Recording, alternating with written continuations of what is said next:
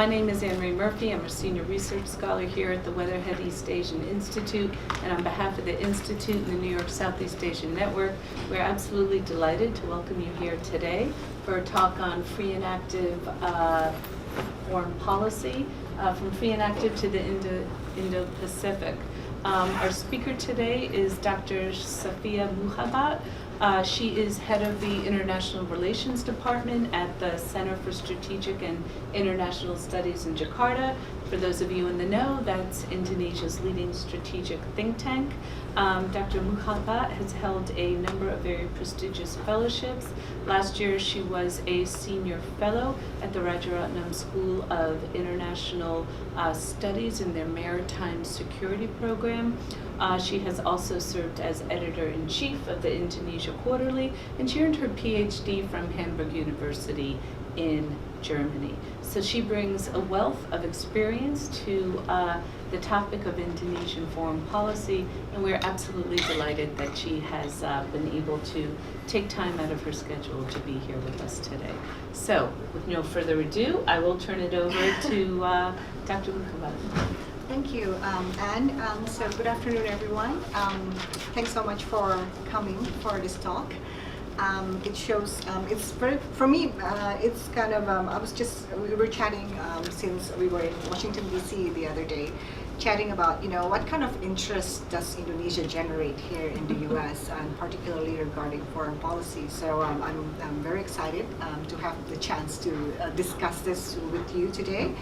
And then particularly because there's always been the general understanding that Indonesia, as the biggest country in Southeast Asia, should be doing a lot more in terms of taking a leadership position in Southeast Asia, in ASEAN, and why is it not doing so? I mean, that's always the big question.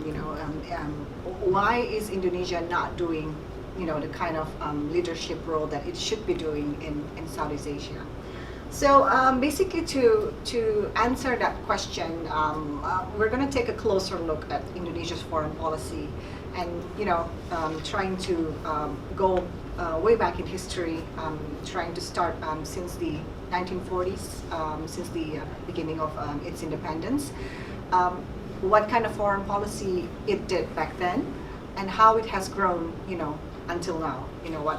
Has it been any different since the 1940s, 1950s, during the early years of independence, and how is it different now in 2018, with the current president, Joko Widodo at the moment? So let's go back in history. So this is basically, when you talk about Indonesia's foreign policy, then you would hear the buzzword, free and active foreign policy. So free and active, or sometimes, because in Indonesian language it's actually bebas aktif. So bebas you can translate into either free or independent. So some people would, sometimes I even prefer to say independent rather than free and active. It's a very Cold War terminology. Free or independent in this regard means you are independent from any influence of the great powers at the time. We are not part of any blocs during the Cold War era. So that's basically what free and independent meant. And active meaning that we are actively fighting, again, this is the Cold War sentiment. We are actively fighting against colonialism, and in the same way being active to create peace and stability, be it in our own region and in the greater, basically world. So that's what free and active means.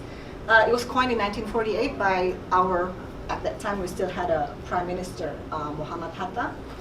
And you can see throughout the 1940s, 1950s, some manifestation of what free and active means. The biggest manifestation is, of course, the 1955 Asian African Conference. It really proves that Indonesia is gathering all of the new countries, the new independent countries of Asia and Africa at the time, holding a huge conference, hosting it in the city of Bandung in West Java in Indonesia. portraying that Indonesia and all of these countries are free countries. We are not supporting any kinds of influence of superpower in our own region. And at the same time, we are actively gathering to contribute something to stability and peace at the time. And then, of course, in the 1960s, then we have the non-aligned movement, still with the same spirit of anti-colonialism, not supporting any superpower. However, towards the end of Sukarno era, and Sukarno was our first president, the free and active foreign policy started to mislead a little bit, in a way that because Sukarno he's a very strong personality as a president, so he made a lot of very confrontative foreign policy at the time. For example, he created the Jakarta, Pyongyang, Peking axis in the 1950s as showing Indonesia's leaning towards the communism at the time. And then he also had a very strong confrontative foreign policy towards Malaysia. He introduced the Ganyang Malaysia policy, which was seen as, up until now, it can be categorized as our most confrontative foreign policy ever towards any particular country. So the free and active foreign policy, I can say, started to mislead during this time, the early and mid 1960s, towards the end of Sukarno's presidency, which at the time he started to leave behind some of the principles that was coined by Muhammad Hatta in the 1940s. After Sukarno, then came Suharto. This is a completely different approach to foreign policy that Suharto did at the time.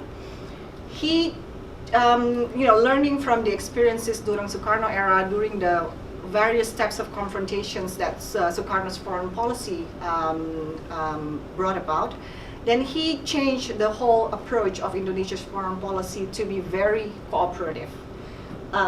He, for example, started the whole anti-communist movement in Indonesia right after taking power in the 1960s, and then continued that throughout the 1970s.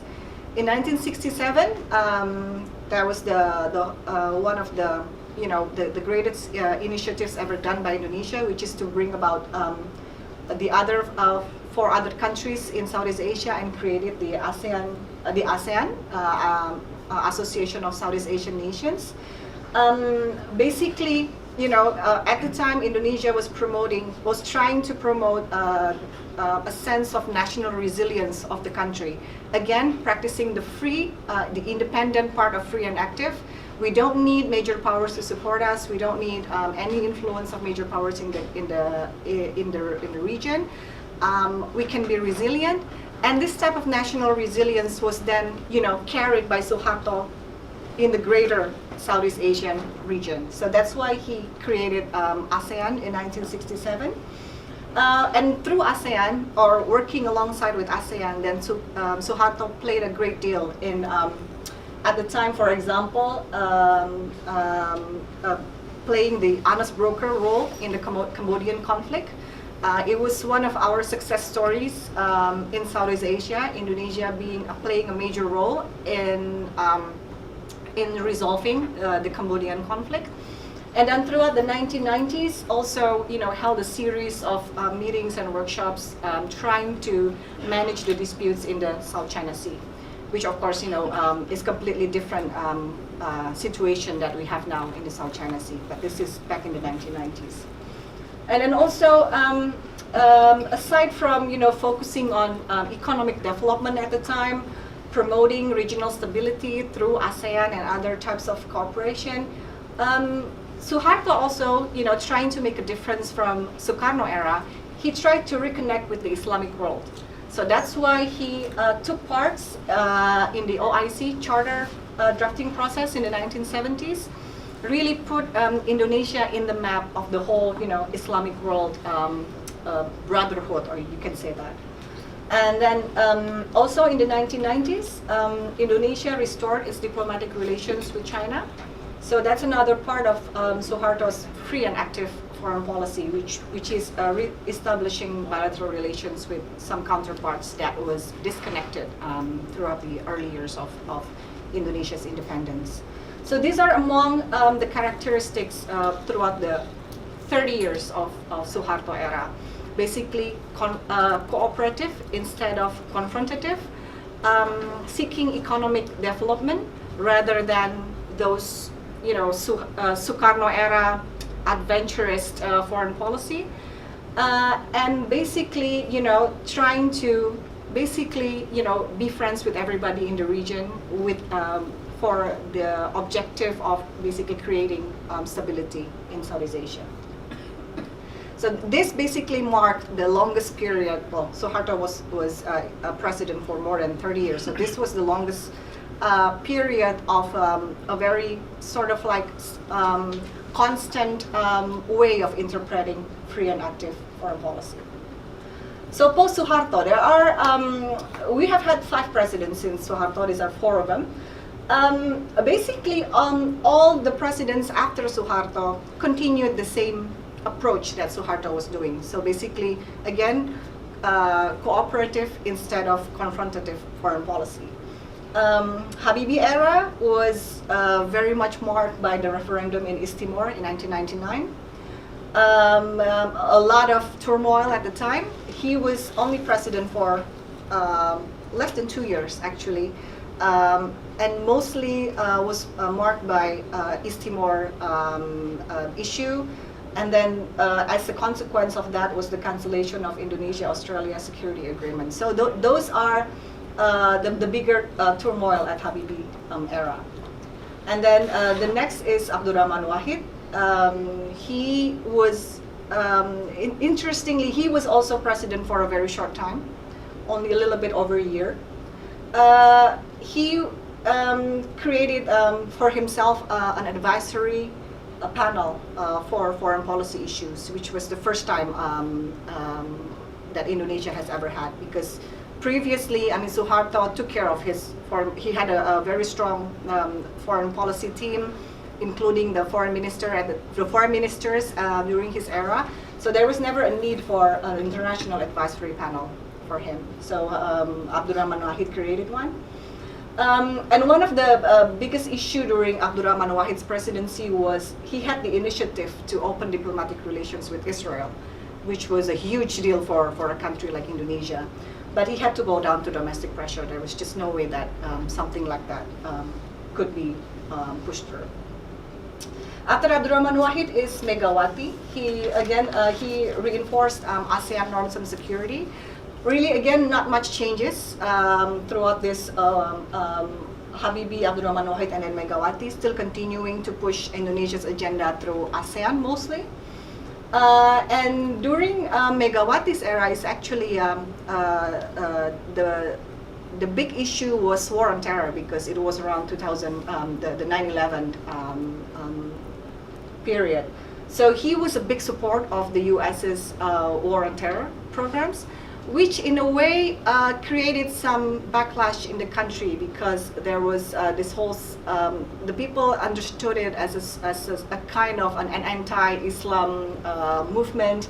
So she was supporting war on terror with a lot of domestic dilemma at the time, because there was a lot of backlash coming from inside the country.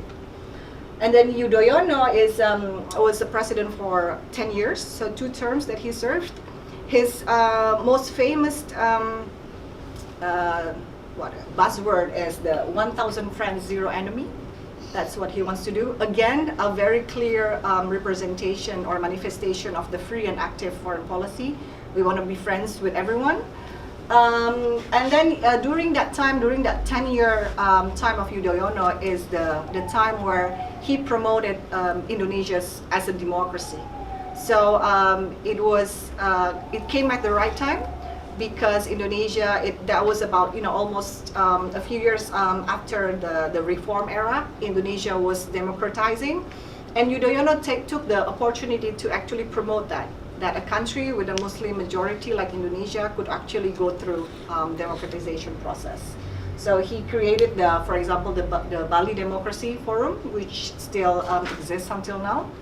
And this is one of the landmark of his period.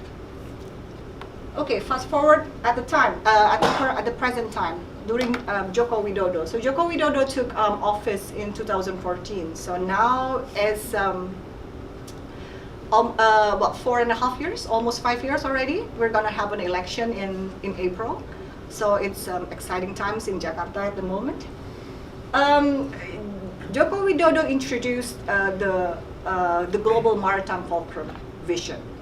So I remember 5 years ago when he was campaigning and we saw the presidential campaign on TV at the time. For us, working at foreign policy issues, working in a think tank like CSIS, it was particularly interesting to witness a presidential candidate with a very strong agenda, such as the global maritime fulcrum. Because traditionally, foreign policy and international issues has never been on the menu for a presidential campaign. Nobody cares about foreign policy. Nobody cares about strategic issues. People want to hear about, development, the economy, education, how to eliminate poverty. That's what people want to hear in an election. But 5 years ago, we were very excited when he presented his vision for the global maritime fulcrum, which, from the name itself, we assume that there is a strong foreign policy, geopolitical agenda behind it, because it is, it's called the global maritime fulcrum. He presents Indonesia seeking to be a global maritime fulcrum. So, and after he came into office, before that, he introduced the idea to the domestic constituents during the campaign. And after he took office, just a couple of months after that, he introduced the vision to an international arena, which is on the event of the 9th East Asia Summit in Naipitau. That was in November, I think, 2014. Again, presenting it with the narrative that there is a strong foreign policy strategic agenda behind it. How Indonesia portrays itself in the world, meaning that people are starting to expect that there is finally an answer on what kind of leadership that Indonesia wants to play, at least in Southeast Asia, if not in the whole of East Asia. The one in the circle here is the 5 pillars of the global maritime fulcrum. So he wants to focus on, again, bringing the maritime culture back in the country. He said that, for more than 30 years, especially during the Suharto era, development has always been on land. Suharto's priority was agriculture and then on manufacturing. So for example, those are really a strong land-based type of development. He said it's time to forget that. Let's go back to the sea because we are an archipelagic state, we are a maritime nation. Let's bring back maritime culture into the country. The second pillar is the marine resources. If you've been following news on Indonesia, our most popular minister is our Minister for Marine Fisheries and Marine Resources, Ibu Susi. Very popular, basically because she came with the idea that the sea is ours, so every resources inside the sea is ours. We should not let any other countries take advantage of our big and open space of ocean. So she came up with a number of policies to mainly to eliminate illegal fishing. So foreign fishermen illegally coming into Indonesia is then caught and that their ships get blown up, and that's a huge deal for the country because it ignites a sense of nationalistic sentiments that works really well with a country like Indonesia. And then the third pillar is the maritime infrastructure. The president realizes that Indonesia has 17,000 islands. Most of them still unconnected properly, so most of the development centered in Java. There are, a lot of islands that is still not well connected with both in terms of, shipping lanes or in terms of, the type of chains of logistics going through some of these islands. So the president wants to fix that. So he does that through, for example, improving the shipping industries, creating a series of regulations, for example, to decrease the amount of, how the logistics can reach some of the outer islands, and creating new ports, basically fixing the infrastructure that connects among the islands. The fourth one is the maritime diplomacy. This one's particularly interesting because it basically wants, it can be interpreted with many things, but I guess, somehow this can be still very unclear what maritime diplomacy means. It can mean that Indonesia is trying to seek more role in various types of maritime-based cooperation, such as IORA, the Indian Ocean Rim Association. It can mean that Indonesia is now giving more focus on the negotiations for maritime boundaries with our neighboring states. It can also mean that, Indonesia now is going to push more maritime agenda when it comes to its either bilateral relations or multilateral relations. So it can be interpreted in a lot of things. But there's still a huge deal of confusion what maritime diplomacy really means. And the fifth pillar is the maritime defense, which is basically Indonesia has a really lousy navy, that's to be honest. For the longest time, development has been on land, I mentioned that, which means that, defense budget, the majority has gone through the army. So the navy is not well built. Until now, it's still not.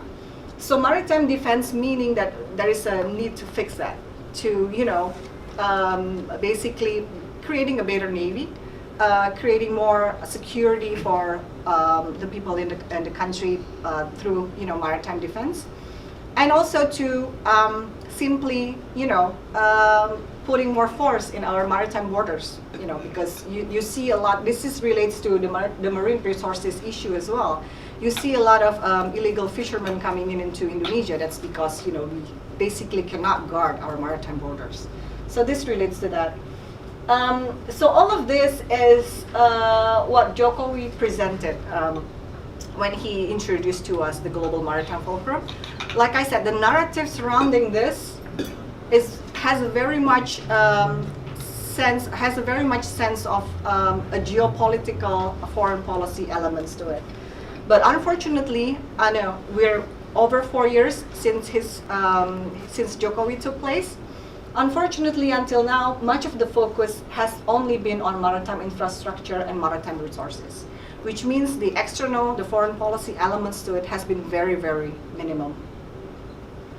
And for the longest time, actually, when Jokowi introduced the Global Maritime Fulcrum, for the longest time, there was no document supporting it. So, for example, me, working in an institute like CSIS, Anne has been kindly introduced that it's the largest strategic think tank in Indonesia.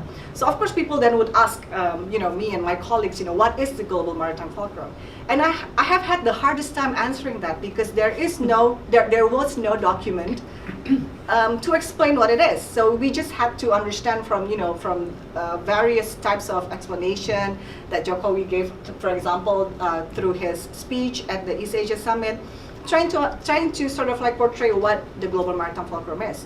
But of course, our earlier understanding of it having a strong geopolitical agenda to it was wrong, because you see, for at least 3 years until last year at least, the main focus has only been on marine resources and maritime infrastructure. Now, last year, in 2017, finally, the government issued a presidential regulation number 16, which introduced a new document called the Indonesian Ocean Policy. Finally, we had a document that explains what Global Maritime Fulcrum is about. The definition, what the objectives, how they're going to achieve it, and the document is even accompanied by a 5-year action plan. So, and the action plan itself is quite clear. It has hundreds of programs divided into the pillars that I explained earlier, plus 2 new pillars. And it has what the programs are, which ministry is responsible for these programs, and what the objectives are, and what the expected outcome is. So it's actually quite clear. And finally, we have something that explains what the Global Maritime Fulcrum is. However, again, reading that document, the earlier narrative about the Global Maritime Fulcrum having a strong foreign policy and strategic agenda is wrong again. Reading it, it has a very strong only domestic orientation. For example, still on infrastructure and resources, with only very minimum mention of how it could be translated into actual, or innovative foreign policy and defense agenda. So that's the current state of the maritime policies. Now, going again, so that was 2017, now 2018. Hasn't been anything new. In the region, in Southeast Asia and the greater East Asia at the moment, the buzzword is no longer Southeast Asia, it's no longer East Asia, it's now the Indo-Pacific. So, interestingly, Jokowi's Global Maritime Fulcrum, it was, since the very beginning, it is called the fulcrum because Indonesia wants to be the balancer between two oceans, the Indian Ocean and the Pacific Ocean. So the emergence of this new buzzword, well, it's not really new, but it became the talk in the region only since the end of 2017. This Indo-Pacific terminology then suits really well with Jokowi's Global Maritime Fulcrum. Now, if you're following the foreign policies of several countries that influence Southeast Asia, Indo-Pacific is actually a terminology that has been around for quite some time. For example, in 2007, even the Prime Minister of Japan introduced the concept. India has been using it for a while, through some of its scholars. Australia has actually included this terminology, Indo-Pacific, in its white paper a long time ago, since 2012, I think. Our former foreign minister, Pak Marty, has actually used this particular concept to introduce what he calls the dynamic equilibrium, which is basically expanding the ASEAN's Treaty of Amity and Cooperation to the countries in Indo-Pacific at the time. So this is actually a terminology that has been around for quite some years already. It became well, quote unquote popular, I suppose, since the US started using it in a completely different way by also introducing the Quad. So it became it is seen as a US policy of Indo-Pacific and how it wants to, be involved in the affairs of the countries. In the affairs of the regional affairs in the Indo-Pacific. The Quad was introduced at the time. So this means that there is a strong geopolitical agenda in the US's Indo-Pacific. And then after that, Japan followed again by also introducing their version of free and open Indo-Pacific. At first, very similar to what the US's idea was about. India again started talking about it. Australia again, although still confused, started talking about it as well. And then us in Southeast Asia, some countries were paying close attention to it. Indonesia is one of them. Some other countries just don't care, what all the buzz is about. For us in Indonesia, especially at the foreign ministry, we were not too happy with the type of Indo-Pacific that was going around, because how the Quad is presented. It represented some sort of like a defense alliance between four countries. And the one fact that we're not happy about is how ASEAN is completely out of the picture of the Indo-Pacific that's been going around. So what we've been since then busy with coming up with our own version of Indo-Pacific. So this is, I mean, my colleagues at CSIS came up with this infographics, which I think is quite fancy. So our version of Indo-Pacific, mind you, the concept paper is not done yet. The Foreign Ministry is still working on it. Has 2 approaches, 5 principles, and 3 areas of cooperation. So what we understand as our version of Indo-Pacific means that we don't want to create a new mechanism. So we don't want a new ASEAN, we don't want a new East Asia Summit, we don't want a new ASEAN +3, we don't want a new APEC, I don't know. So we want to make use of the existing mechanism. And the second is that ASEAN centrality has to be at the heart of Indo-Pacific. So you can't leave ASEAN behind, it has to be there. 5 principles: open, inclusive, rule-based order, transparent, and cooperative. Very normative 5 principles, and not so much different than the other ideas that has been circling around. And then it has 3 areas of cooperation. First is maritime cooperation, and then sustainable development and connectivity. Like I said, if you start Googling around trying to find the actual document, it doesn't exist yet. My colleagues and I came up with this by collecting the different discussions we've attended, the available statements coming out of Foreign Ministry and the Presidential Palace.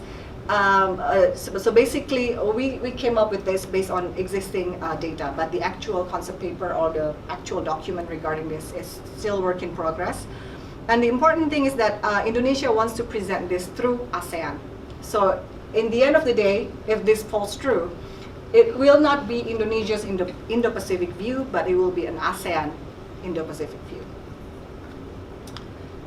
Okay, now, learning the history, so free and active foreign policy, for the longest time we abide to this sacred terminology. And then we were introduced to global maritime fulcrum, and now we're working on our own version of free and open, on Indo-Pacific one. How does that translate our foreign policy towards great powers? Now, considering I'm here in New York, you might be interested as well in how Indonesia-U.S. relations, for example. Because I explained earlier that free and active foreign policy means that we don't want to be alliance is a big no. We don't want to create any alliance or siding with one major power compared to the other. So for the longest time, we have been known as a strong proponent for minimizing great powers engagement. You can see, for example, in the Bangkok Declaration, that's the ASEAN Declaration. Indonesia demanded that foreign military bases are only temporary in nature.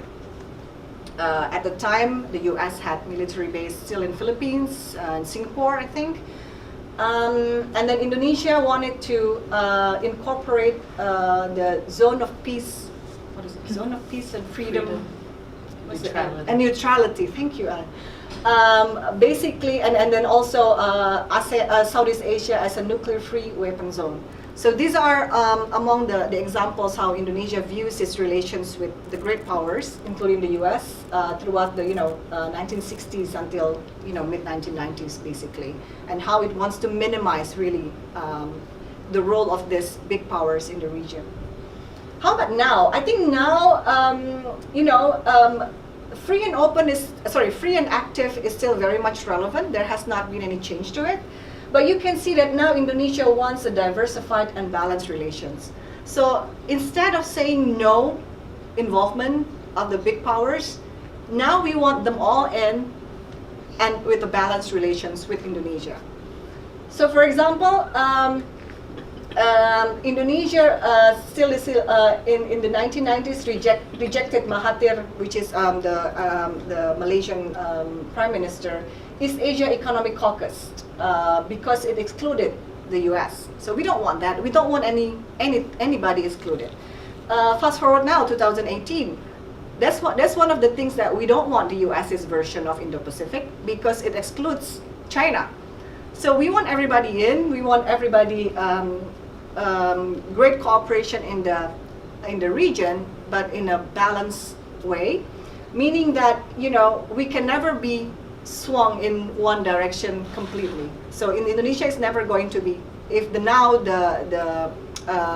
geopolitics is all about competition between the U.S. and China, the free and active foreign policy means that we will never be seen siding with either U.S. or China, but we want a diversified and balanced relations. So I think that's the characteristic at the moment.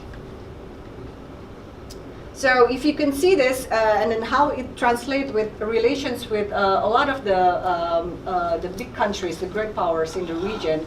So now, especially because Jokowi introduced this strong maritime vision of foreign policy, then a lot of our current relations with the great powers of the big countries in the region now is very much characterized with a lot of maritime cooperation.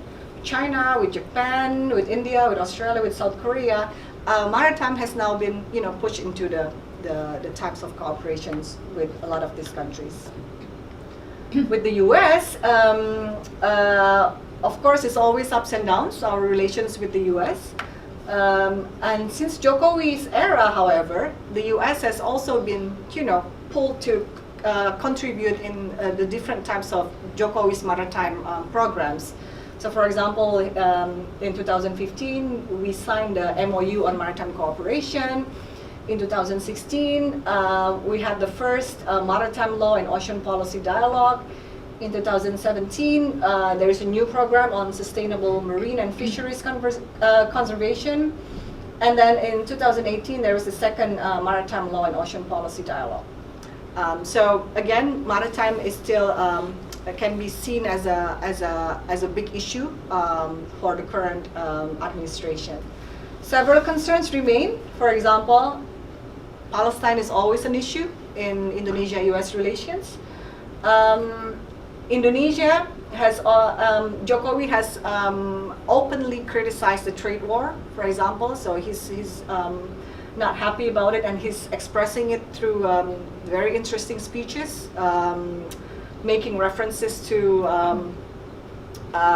fictions, Game of Thrones, Avengers, you name it.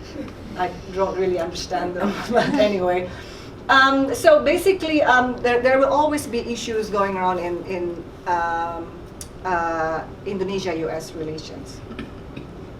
Now, seeing this, the different throughout the history, the changes, then the main question is, how do you see the future of it?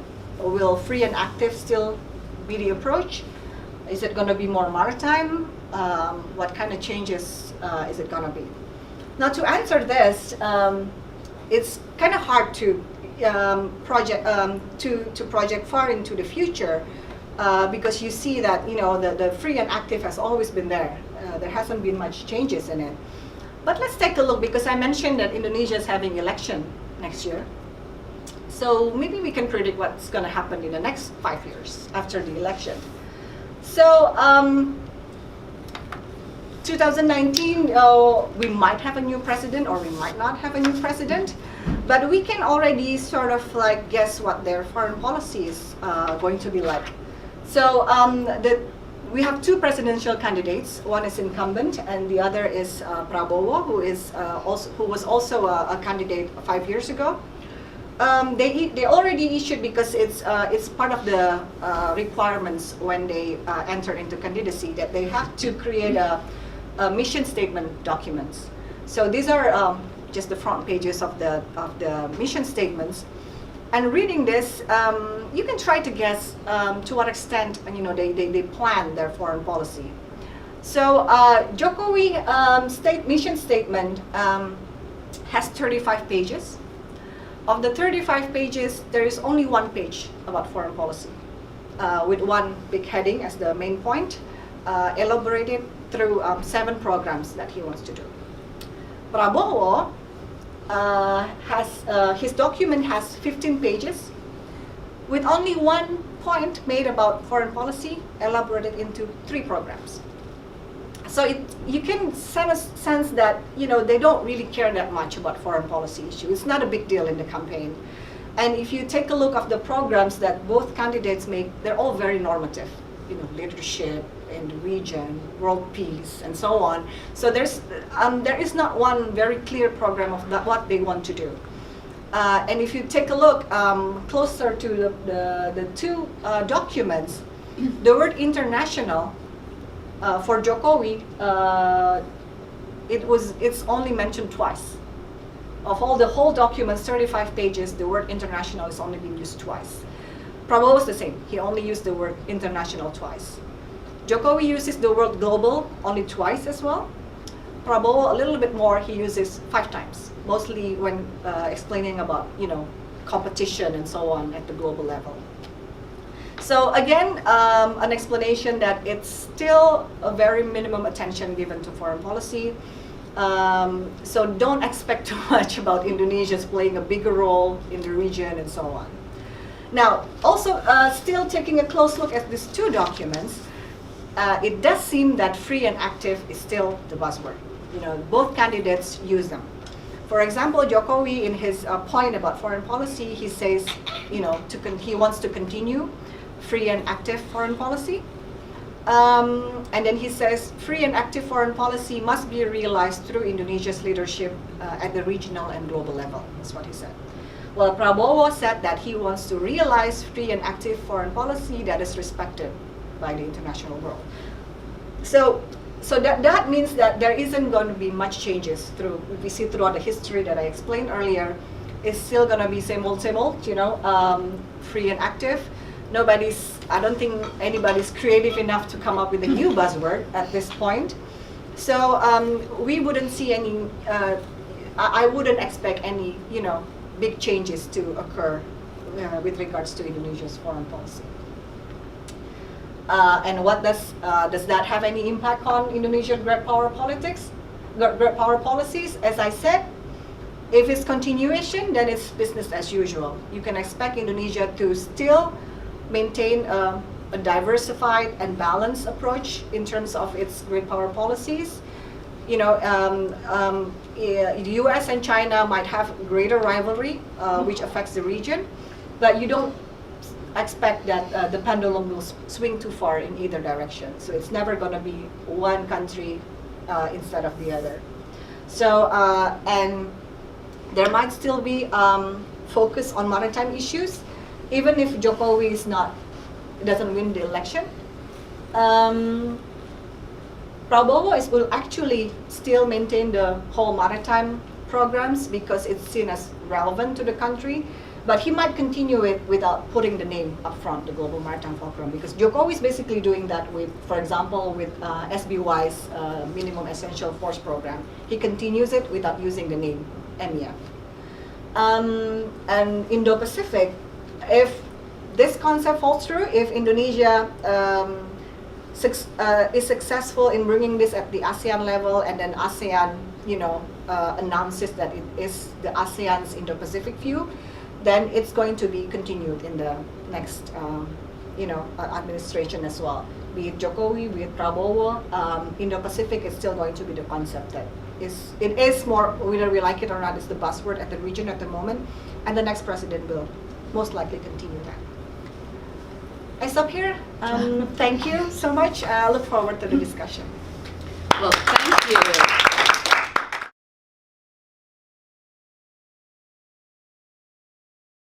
That was extremely comprehensive and fascinating. I love the way that you were able to juxtapose the free and active and the global maritime fulcrum.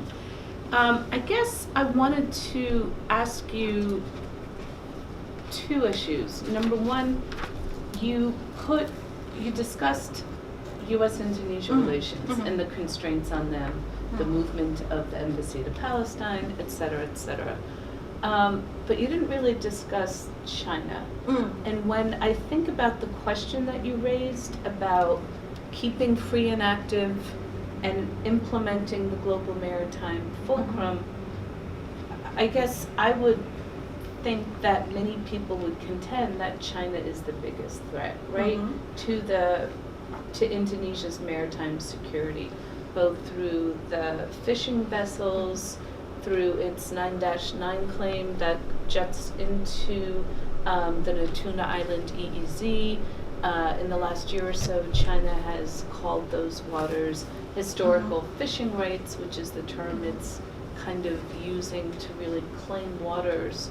So if you want to have a free and active policy that's equidistance from, say, the US and China, but it seems like China's posing a threat to Indonesia's maritime boundary, how do you balance that, or how might that come out? Could you talk a little more maybe about China in the picture? Okay, China. China being the biggest threat to Indonesia's maritime security. At the same time, it is also our biggest resource for maritime infrastructure. So there is the trick to it in terms of our relations with China.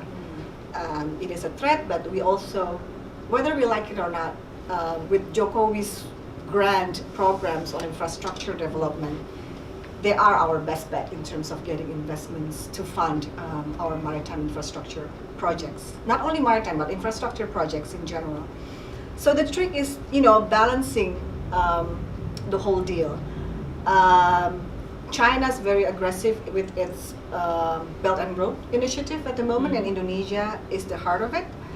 But I think China's relations with Indonesia is, I would say, different to its relations with a lot of other Southeast Asian countries.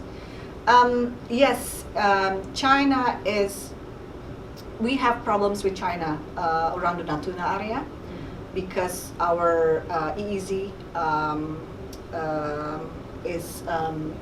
is what do you call that? Is part of it is within the what China claims as its 9-dash line. But at the same time, China has never, compared to, for example, its policies towards Vietnam or the Philippines, China has so far been cautious about what it does in Natuna area. So what we have there is problems, for example, with Chinese fishing vessels coming into the area. China claiming it as its traditional fishing zones. But they have never openly claimed that the area belongs to them. We have several times asked for an explanation of what the 9-dash line is. We have never been given one. So that's the basic argument for the foreign ministry to keep on saying that we are not a claimant to the South China Sea disputes, because we don't recognize the 9-dash line, and as long as there is no explanation to what the 9-dash line is, we just don't think it exists. Again, I think, not. So in a way, I think this explains that, with Indonesia, China is a lot more cautious as compared to its relations with other Southeast Asian nations. You can also see that in the BRI projects that exist in Indonesia, as compared to BRI projects in Myanmar and in Cambodia, for example.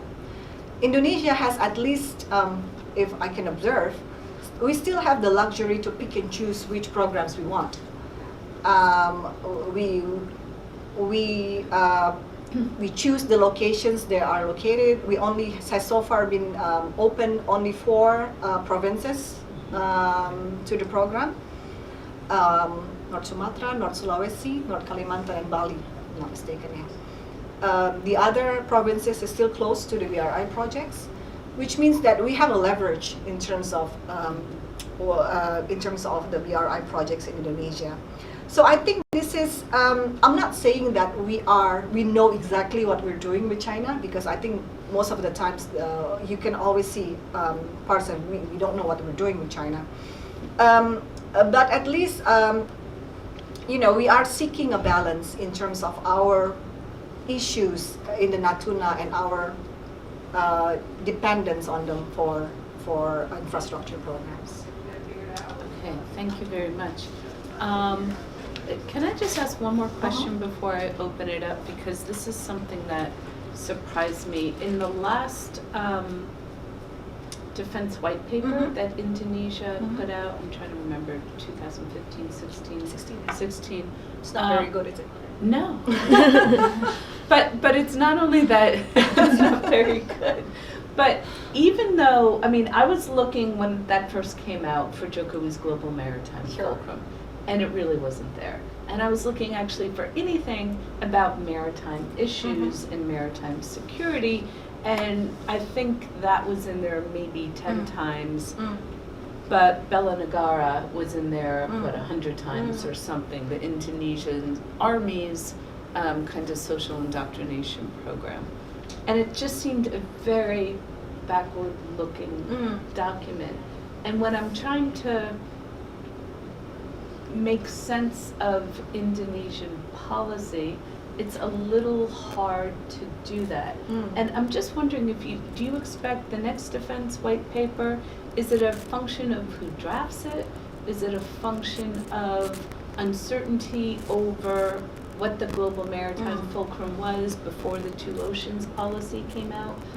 How are we to kind of get a sense of what Indonesia's strategic thinking is?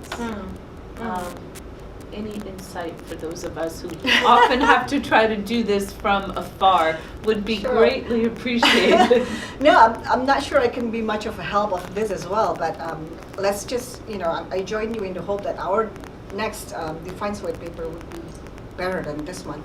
But the thing is, the defense white paper, how it is produced is a very exclusive group of people drafting it. So it's really difficult to get a sense of what goes on, to get a justification of why this is there, why certain issues are not put into. It's a very exclusive group of people who formulates the whole document. And I really don't know what goes on behind the defense white paper, but it is widely criticized, not only from, especially from the defense community, but also, foreign policy scholars also has also very much criticized what's in it. But you can see that, from the programs that is offered in the white paper, it shows a little bit of frustration about the very low defense budget. So a lot of the programs that are there are put because it can generate more money for the defense budget, and second of all, they are quote unquote more easily implementable. So for example, Bela Negara, it doesn't take a lot of brains to produce a Bela Negara project. It's not like, a great calculation about how many,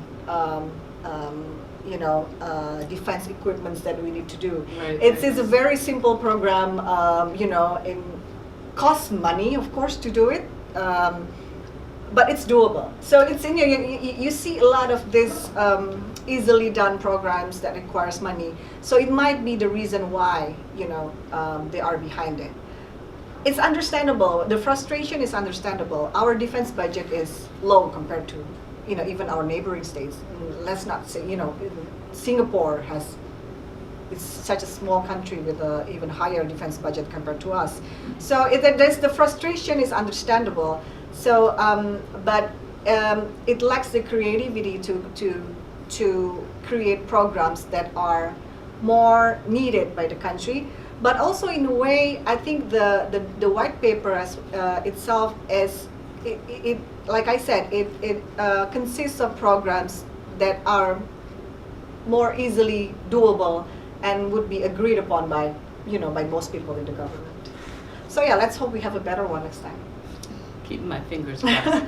Okay, I'll go around with the hands I see. If you could just say your name, that would be great. What school you're in, please? Sure. Perry Landesberg, first year student at UC to speak with us.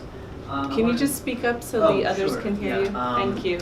My question, actually, just want to go off the first question you asked. I wonder if maybe you could expound on China's influence on Indonesia's domestic politics. In Malaysia, for example, Chinese projects were a major element of Mahathir's campaign. There's been accusations of using politics to influence, or rather using aid to influence politics in the South Pacific, and accusations that maybe some candidates elsewhere in Southeast Asia are tied to Chinese projects. So does that affect Indonesian politics at all? Okay. Short answer would be yes, it does affect. So, for example, you would hear Prabowo, which is the opponent to the incumbent, already, his camp is already saying out openly that they would use Jokowi's infrastructure projects funded by China as a campaign against Jokowi, because they say it creates too much of a dependence on China. But if you want to put it into perspective, it's not necessarily an anti-China thing. I don't know, as against the one in Malaysia, for example. But in Indonesia, it's basically an anti-foreign influence thing. So if it's not China, it could be any other country. So there is a really strong nationalistic sentiment in the country at the moment. And I think it will really play out in the coming election. So Jokowi's current closeness with China, if you want to say closeness because of the infrastructure projects, might actually backfire against him in the campaigning, because it would be seen as creating too much dependence on China. It creates an influx of Chinese foreign workers coming into Indonesia, because some of the infrastructure projects employs workers from China. But again, the bigger picture is that it's not really an anti-China thing; it's an anti-foreign thing. Can I just follow up on that before we go to Niwa? Because my understanding is that we've seen a little bit of a rise of anti-Chinese sentiment in Indonesia that was manifested in the Jakarta gubernatorial election against Ahok. Obviously, that was kind of anti-Christian, anti-Chinese, all mixed up. But my understanding is that there's kind of a rising nebulous anti-Chinese sentiment that's kind of China, Sure. kind of Sino-Indonesians, which are very often historically the target of, a nationalism domestically. Is that something that could play in the election? Definitely, but then again, okay, the big confusion right now is actually people cannot really differentiate between being the sentiments against Chinese Indonesians and the sentiments against China as a country, because the social problems with anti-Chinese Indonesians, they existed since decades ago, and it actually has nothing to do with the current BRI project, infrastructure projects, Right. But the thing is, some of the public cannot really differentiate between that. And that would be, I think, one of also an influential thing in the next election. We have seen how ugly it was at the Jakarta election, and I wouldn't be surprised if the card is used again in the next election. But yeah, then again, like I said, it's actually two completely different things, but the public can't really tell the difference. Yeah. Okay, thank you. Niwa? Yeah, thank you. I'm Niwa. I'm second year here at SIPA, studying security policy. Thank you for the presentation. In the recent time, there is this article from Amitabh Acharya being circulated about how this Indo-Pacific buzzword can be demoted as a myth if the common identity, if the common concept is not being formulated by all of this alliance and countries. And my question is, what is your personal view about the future of the proposal of Indonesian minister in East Asia Summit? Because the way I see this Indo-Pacific buzzword is that not only all the keywords being caught by ASEAN, for example, in enunciating the inclusivity, the open, transparent, respect to international cooperation, international law, but also because it's more about the sentiment towards China, for example, right? And given the fact that China is part of the East Asia Summit, although all the key points, the normative values are there, but how do you think like all the member states in East Asia can actually take this buzzword forward in East Asia Summit, while the sentiment that they are trying to create to strengthen their, their resolve between their alliance, like Quad and whatnot, is not there? So how optimistic you are with this proposal, and what your pretext towards this in the future? Okay. Wow, how optimist I am. I think your question has two sides of it. Basically questioning whether we can create Indo-Pacific as a community. And the second one is about Indonesia's proposal itself, whether or not it will be successful. Let's start with the second one. I don't know how updated I am with this, but the proposal itself has been presented to ASEAN several times. The last one, I think, was last month's foreign ministers retreat, I think in Jakarta. Was it in Jakarta? I can't remember. And the word that we got basically from the foreign ministry is that basically the basic principles have been accepted by ASEAN, and they are working towards it being announced at the next ASEAN summit, and then I don't know, officiated at the next East Asia summit next year in November. So that's the plan towards it. I don't know the actual progresses, but from what I know, talking to people from the foreign ministry, is that they're very optimistic that this will be an approved project, that an ASEAN thing. So it is going to be not an Indonesian view on Indo-Pacific, it's going to be an ASEAN view on Indo-Pacific, and it's going to be sort of like manifested through the East Asia Summit. So like I said, it's not, we don't want to create new mechanism. So so Indonesia's proposal is actually strengthening or improving the existing East Asia Summit.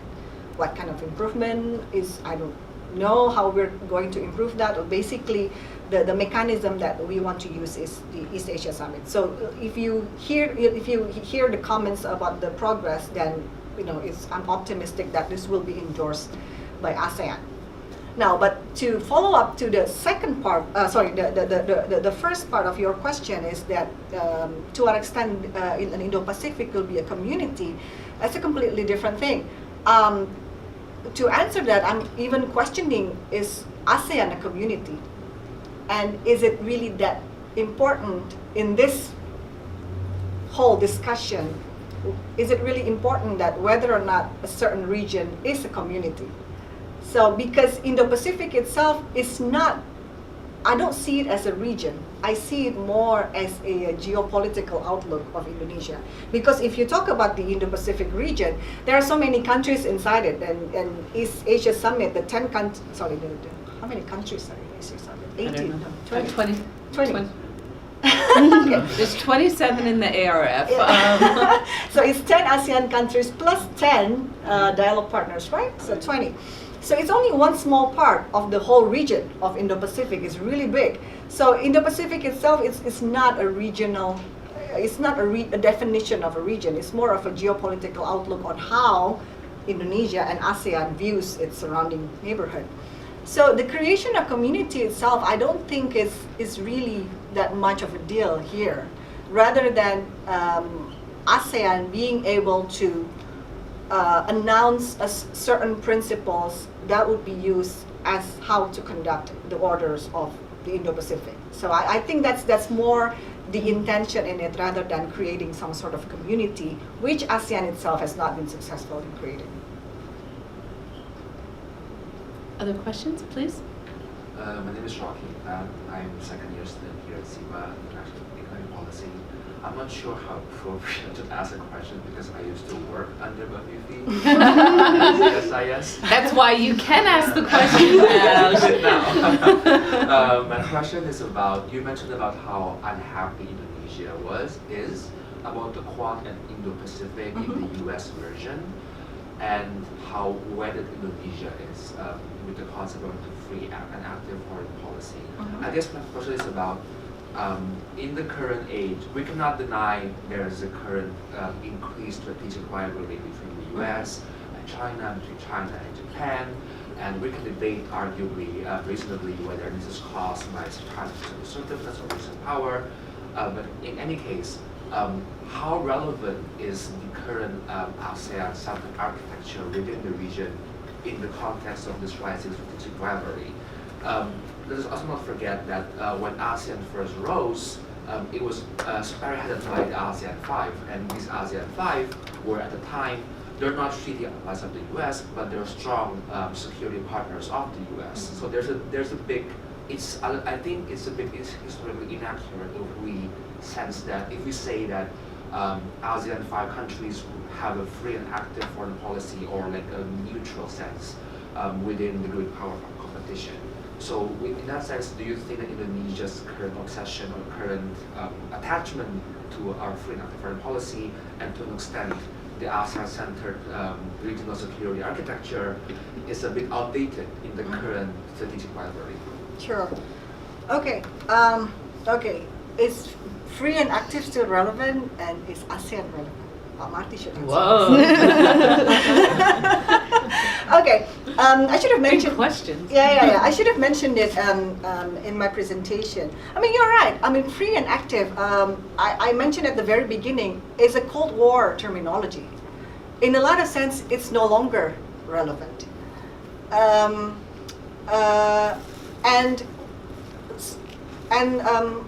A critic that I like to say, and I think some of my colleagues would also say, free and active. The free and active is often used as an excuse of not having a policy on issues. So it's okay. It means that you are not siding, you are not creating an alliance, but it's often been used also as an excuse. South China Sea is a great example of how Indonesia is basically right now not having a clear agenda of what it wants to achieve in the COC process. This is a general critic that is often heard. What does Indonesia want in the South China Sea? No one can answer that clearly. We want the dispute managed, okay, but so does everyone else. But how it is managed, there has never been a clear statement of how we want it managed. Okay, we want the COC, but what kind of a COC do we want? It's something that is the consequence of having a free and active. So if you look at it that way, then yes, of course, it's no longer relevant at this time and age. It's no longer relevant in a time where you said there is a strong, there is a strategic rivalry, where whether we like it or not, sometimes we need a strong policy on certain issues. But then again, it is still seen as a representation of how Indonesia wants to portray itself in the world. We still want to be portrayed as the independent country, the free country, and also an active country. So yeah, I guess in a way it's I would say that until someone is creative enough to create a new buzzword for us, we're still going to be stuck with free and active. So that's really the reality. Now the question is then, is it then, do we really still need to see ASEAN as relevant? Again, there's two ways to answer it. Again, using South China Sea as an example. Of course, the criticism says that ASEAN is no longer relevant. We're not playing the role as in the whole negotiation with China. We're bowing down to too much pressure from China. The whole notion about ASEAN unity and centrality is in question. Then again, it's you can say that ASEAN is no longer relevant. However, if you look at the history of ASEAN itself is not. It was established during a time that's completely different to what it is now, and it was created with the condition as it is now. Thank you. it is created with the principles that it holds until now, because those are the principles that, that every country in the 10 countries are comfortable with.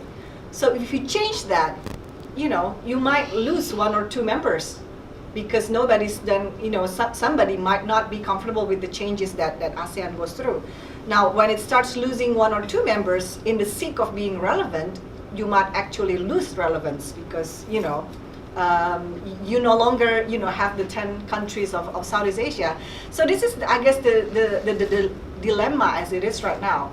As irrelevant as it is, ASEAN is now in the form that, all the 10 countries are comfortable with.